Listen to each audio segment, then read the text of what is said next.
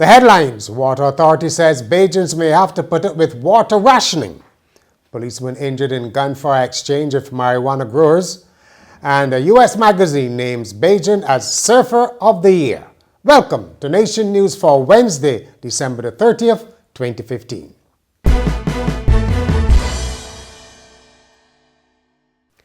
Barbadians have been told by the Water Authority that they face difficult choices in finding a solution to the country's serious water supply problem. One is that they must use less water, either through voluntary means or by way of mandatory shutdowns and rationing. Right now, some eastern and northern parishes have been bearing the brunt of the Water Authority's inability to supply the whole country at the same time. After a period of relative silence and much bellyaching by residents with dry taps, the acting general manager of the Water Authority, John Mwanza, appeared before the nation's media to lay bare the issues that the agency is facing. The big one relates to the ongoing effort to replace old mains and other infrastructure and detecting burst mains. Dr. Mwanza said current problems are more widespread than at any other time in recent memory, but the causes are the same: low groundwater levels and aging infrastructure.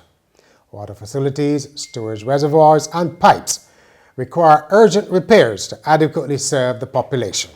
The last one, which is significant on its own, which relates to the fact that even when we have the supply, we may still have problems getting water to our customers.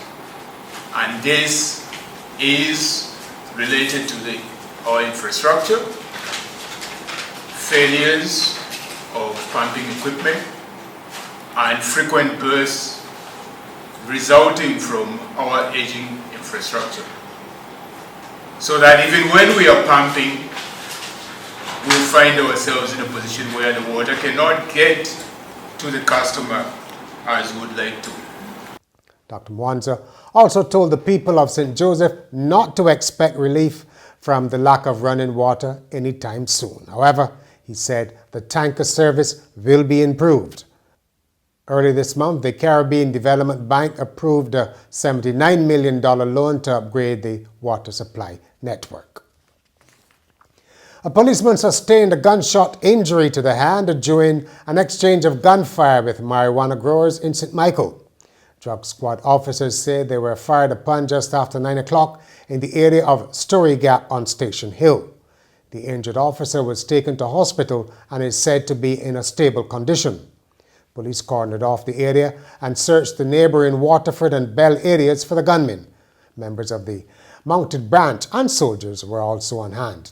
Police said they had discovered about 5,000 cannabis plants.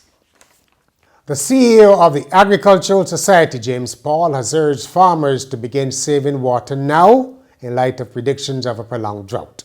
He was speaking at a news conference on the day that the U.S. Space Agency, NASA, warned that the effects of the current El Nino weather phenomenon could be as bad as those of 1998, the strongest on record, when droughts and other extreme weather wreaked havoc.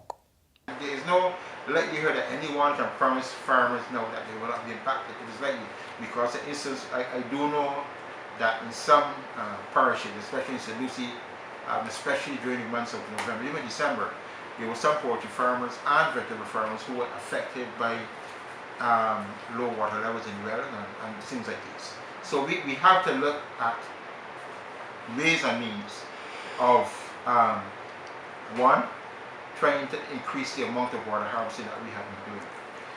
In that regard too, we are having some seasonal rains, something that nice, you're getting some pretty hard rains coming out. And maybe farmers need to look to see whether or not we can sort of look what kind of water saving devices that we can have in place, even at this point in time, to take advantage of the rain that is coming even now at nights. Mr. Paul also used the news conference to push a familiar message in treating businesses to buy more local produce in the new year. The pedestrian crossing lights on the Spring Garden Highway will be fully operational on Thursday, the Ministry of Transport says. The traffic signals were installed after residents complained of the dangers in crossing the highway on the Deacons-Brandons Beach stretch. Motorists are asked to proceed with caution in the area.